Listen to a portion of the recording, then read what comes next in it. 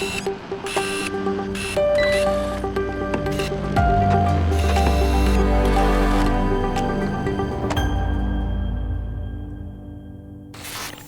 hello everybody. I am Steve Parker with Archer, and welcome to another edition of DirectConnect. I am pleased and honored and humbled and throw on other adjectives to have with me today Brent Castagnetto, another of our managing partners, and we're going to spend some time chatting about and kind of recapping some of the things that have gone on in the NERC CIP world over the last few months. While many of us were off enjoying the holidays and some downtime and rest and relaxation, NERC was a little busy. Got a lot of stuff submitted, finalized, thrown up to FERC, and so we're going to talk about some of that and everything else that's going on. So with that, Brent, say hello. Hello, everyone. Glad to be here. Excited to talk about the changes that are facing us in the near future with respect to NERC CIP. So there are a number of them. All right, so let's go ahead and dive right in, and I'm going to put in a plug for EnergySec because, as you know, Archer's a member of EnergySec. I do some work over there, and I'm borrowing, not stealing. I'm going to borrow their NERC CIP project tracker as notes, and just kind of walk down some of the things that have been going on. So first of all, there's been some projects that have been filed with FERC for review. The big one, and maybe we'll start here, is the virtualization update. So as you're aware, project 2016-02, yes, 2016, this has been going on for a long time. We finally were able to get to a package that industry was able to approve, and it's been submitted up to FERC actually last July, but we haven't yet seen anything come out of FERC on that. So talk to me, Brent, about what your thoughts on that. What are you hearing? What are people saying? What do you think might happen there? Yeah, I'm really curious. You mentioned 2016-02, and you know, 8 years after we initiated this entire project, right? And now it's come full circle toward FERC approval. I don't anticipate FERC challenging much. They are going to have questions with respect to a lot of the definitions, the newly defined terms, whether that's VCA, whether that's BCA itself. I think those definitions will probably need some more flowery language crafted around them. So those could be some potential impacting changes. I think overall, you know, most of the clients and the entities that we work with have been leveraging virtualization in their corporate side and even in their control system side for a number of years now. So I'm confident that the entities are very capable. They're handling virtualization and virtualized environments in a secure manner by true segregation and network segmentation. But I think where this comes to where the rubber meets the road is when the regulators come out and start asking questions. What are they looking for from a performance perspective?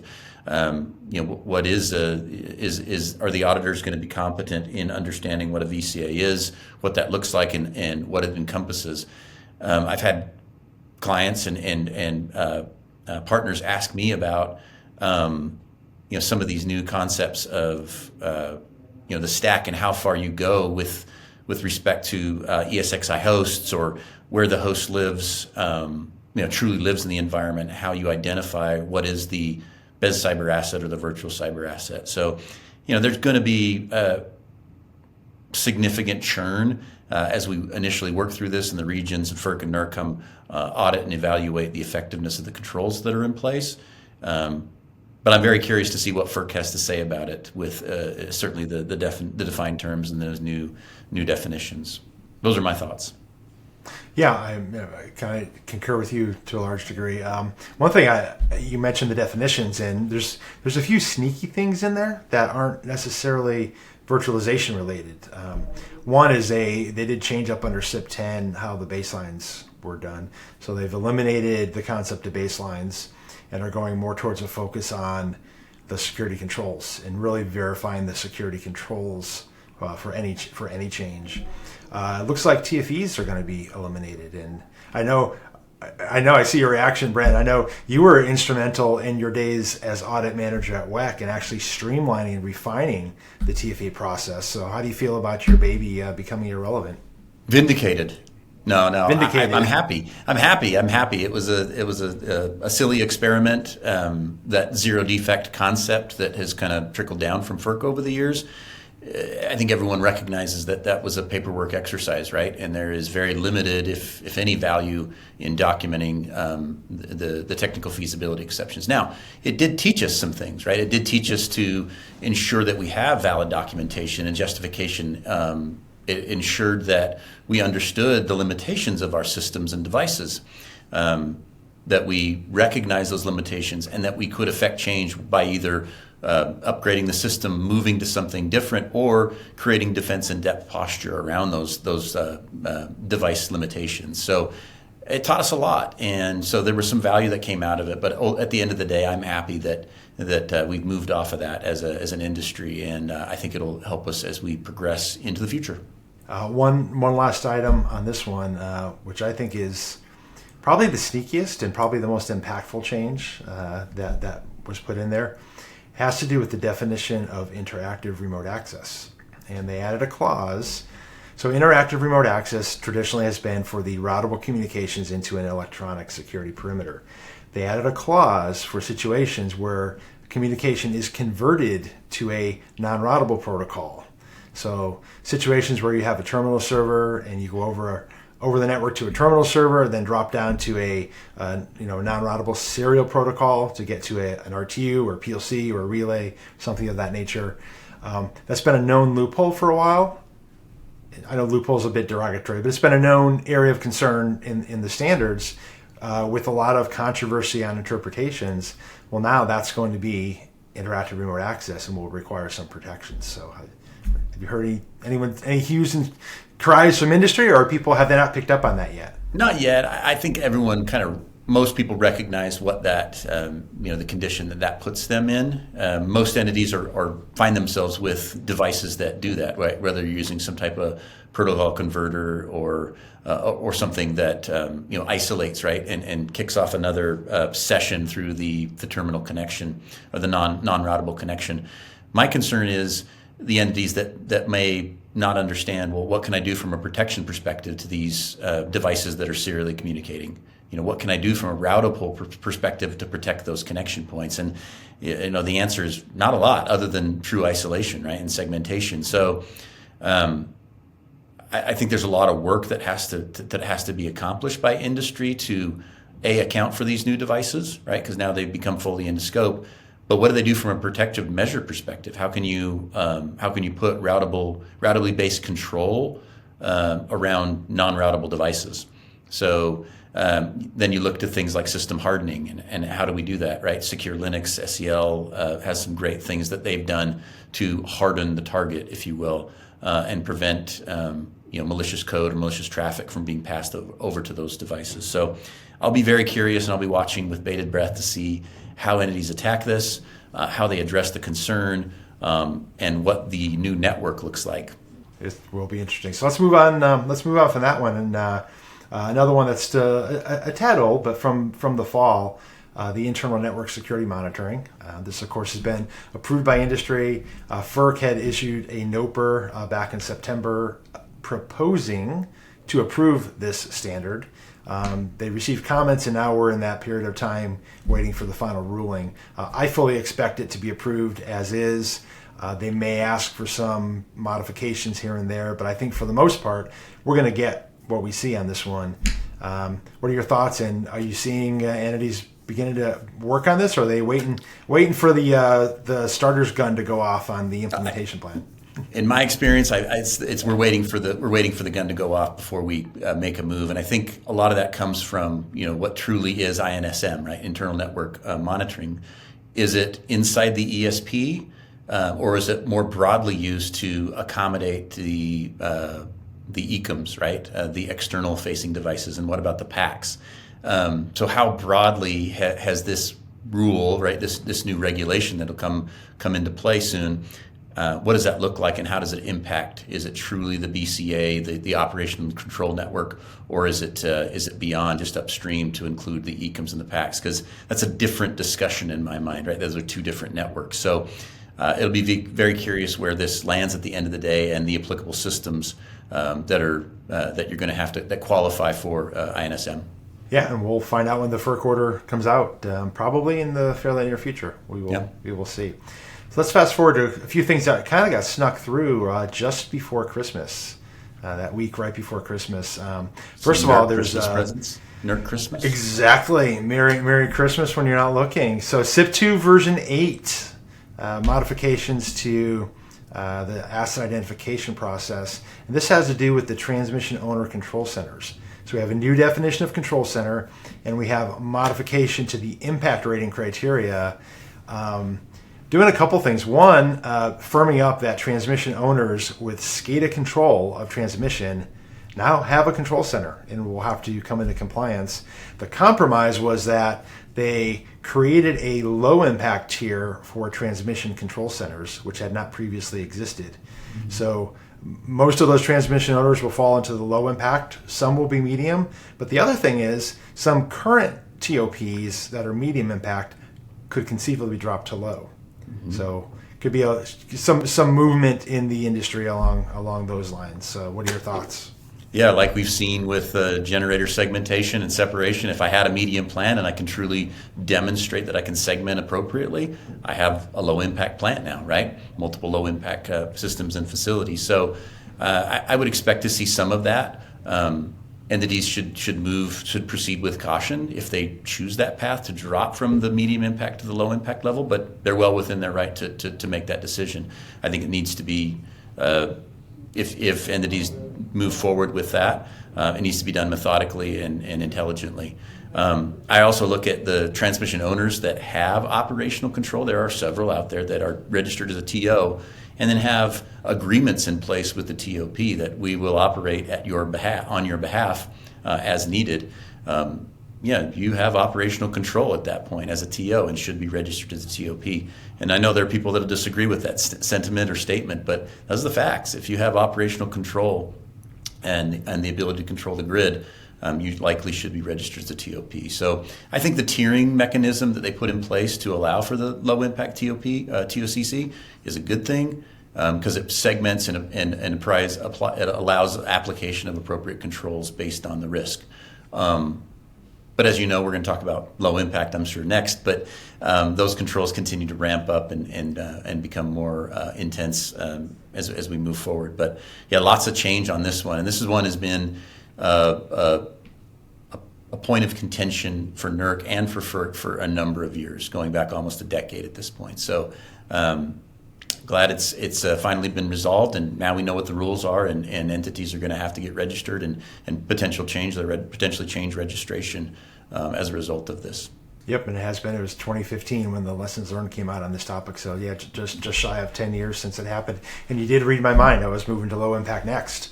So I want to talk about CIP 3. I'm not sure what version to talk about because there's CIP 8, which is currently in effect. CIP 9 has been approved and has an effective date. And then there's a 10 and an 11. And I think there's a 12 that's being worked on. Between the virtualization changes and other stuff that's happening, a little hard to keep track of things. But we know we have stuff coming. And the new stuff that just went to FERC was listed as CIP 3 version 11. Some new controls around the authentication of remote users, malicious communications related to vendor access, things of that nature, and restructuring. So what are your thoughts on how quickly this standard, CIP 3, we're at version 11. That's more than any other standard. It's been evolving quite rapidly. I'll start with this. So and I left you speechless. I am too. Well, I don't know where to start. Where do you begin? So when I was an auditor back in the day, I would advise entities like, look, when you look at risk more broadly across the industry, across North America, where are what systems and facilities fall into the low impact category? And the majority of the systems that we own and operate as an industry, guess what? They qualify as low impact. So the threat landscape is real. It's out there. We've got a broad-reaching impact level when we talk about low impact. There are a lot of things that are out there. And so I knew going in as early as when they started pushing the low impact module, right, that tiered module, that they would continue to ramp controls up at a more expedited pace than the rest of the standards. And I would tell people that, and I continue to tell people that. And I want to impress upon people that are listening to this or watching this today, that trend will continue. And you're seeing it in the fact that now we're on version 11 of this standard. Those controls where we brought in the incident response, we've brought in transient cyber assets and removable media, we've brought in vendor electronic remote access, and we're looking at supply chain risk management, and all these other things are coming to fruition. And I've always said and made statements to the fact that there will one day be no such thing as low impact. You'll either call it medium light or low high. I don't know what you call it, but the criteria would be very similar to a medium impact threshold entity. And so you're seeing that happen right before your eyes. Now it's a slow moving process, almost like the calving of an iceberg or something like that, right? But it is happening. It's happening, and you're seeing it in real time with all of these iterations to CIP 3. You mentioned supply chain briefly in there, and nothing big on supply chain right now, but FERC is poking around at that. One of the things that they've proposed is that perhaps utilities should actually verify the responses provided by vendors to the vendor questionnaires, which doesn't seem like an insane idea. Not sure how you would verify all of those. Yeah, how do you do that? Taking it at face value isn't necessarily the correct answer either. But supply chain continues to be an issue. Any thoughts, things you're hearing in that area? Well, to speak to the verification piece, is like, well, who do you go to get that verification? Do you go back to the vendor? No, probably not. You're looking at some type of third-party risk assessment or an internal risk assessment process that you'd have to develop. So that's going to, again, present additional challenges. But yeah, we've seen over the years that the supply chain risk management piece, right? It's a lot of paperwork. It's a lot of evaluation. But if we're doing it correctly, we can provide value to our industry and remove those kind of hidden traps that may exist, backdoors that may exist, the risk areas from a code impact perspective on some of these devices, right? It's really being intelligent and recognizing that there is a risk from vendors, and we need to not only be aware of it, but evaluate that risk to our organization and apply the appropriate control metrics when it makes sense. Related topic to supply chain, but a separate topic in and of itself is cloud. Obviously, we have vendors involved in providing those cloud services, so it overlaps a bit with supply chain. But specifically, cloud has its own issues, and we of course do have a drafting team which is working diligently towards what may end up being very broad revisions to the standards to allow for the use of cloud services. I'm keeping a very open mind in this one. I'm not going to make any predictions because who knows where we're going to land. But what are you seeing on cloud, or what are you hearing about clouds? Other than it's winter time and there's too many of them right now, right? It's Pandora's box, and we've already opened it, right? We've already opened it with, if we're using a Microsoft suite of products or other products in that same vein, we've opened that. Right now, operational control happening in the cloud, I think that's still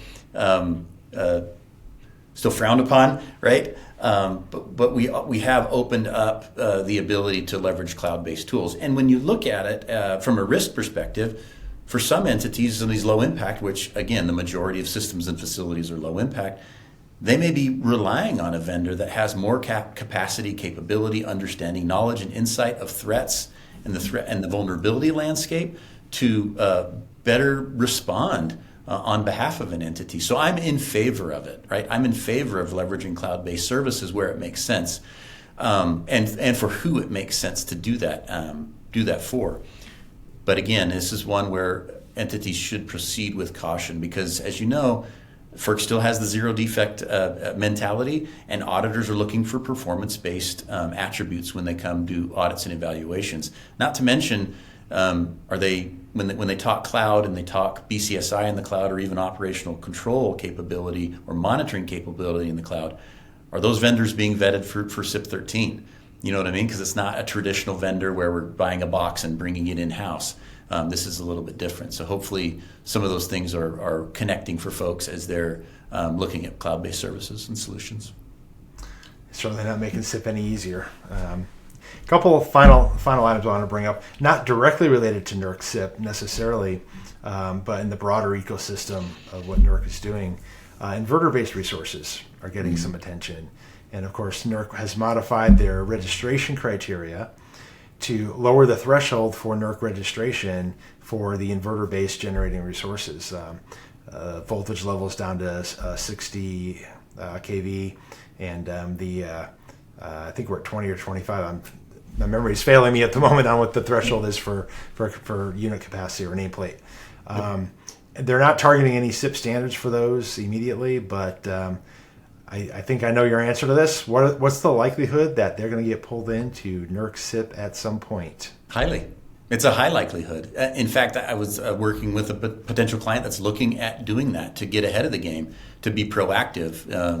They've evaluated their effectiveness against a variety of frameworks, NIST, ISO 27001, 62443. But now they're looking, okay, well, we're interfacing, right, because we're battery storage or whatever. We're interfacing with these things as inverter-based resources, so we should probably drink some of this Kool-Aid as well because we're connecting to the grid. And I think most entities that are in that world are closely monitoring this. Not only the CIP impact long-term, but there's an immediate impact when we look at some of the modeling standards, the mods, really come into play almost immediately for these. But again, how do you direct those entities to comply with mod standards or any NERC standards when they're not registered? And so I think that's where you're talking about those thresholds have to come down so that we can account for some of these things and some of this capacity that's now being added to the grid. Mm-hmm. And then there's the distribution side of the grid, which is not in scope for NERC CIP, and NERC generally and FERC don't generally have jurisdiction there. But we've seen initiatives from other organizations and other parts of government trying to push for things into the distribution space, and we haven't talked about CIP 14 either. CIP 14's got some changes coming on. You talked about modeling. And some of the transmission planning assessments that are involved in CIP 14, there's activity there. So there's no shortage of activity going on in the NERC world, and so people got to really pay attention, keep their eye on things, and there's just a lot of work to do. Yeah, it continues to move forward, right? NERC, FERC continue to move forward with enhancing and looking for opportunities to reduce risk and strengthen controls from a requirement perspective in the energy sector. And as an end user, someone who uses the power, I'm grateful for it. I'm grateful that we have some of these regs that allow us to keep the lights on and keep focused on the work that we get to do. So there's a lot of gratitude in my mind and heart for the people that are actually operating this equipment and actually doing the work, because it's important, right? This is important work, and I appreciate it. I would agree with you wholeheartedly as another user of the power grid as well, and want to thank you for your time today, Brent. It's been great chatting with you and just doing a high-level review of what's going on in the world of NERC CIP, and I look forward to a future edition. Thanks everyone for joining us, and I hope you'll check us out in a future edition of DirectConnect. Thank you. Have a great day. Your support drives us forward. Don't forget to subscribe and enable notifications, ensuring you never miss out on valuable insights. When it comes to safeguarding your business, Archer is your trusted partner. Explore our robust solutions at archerint.com. Get in touch with an email or phone call and fortify your company's defenses. We value your input. Share your thoughts, questions, or topics you'd like us to cover, and tune in every other Wednesday for a brand new episode of Direct Connect.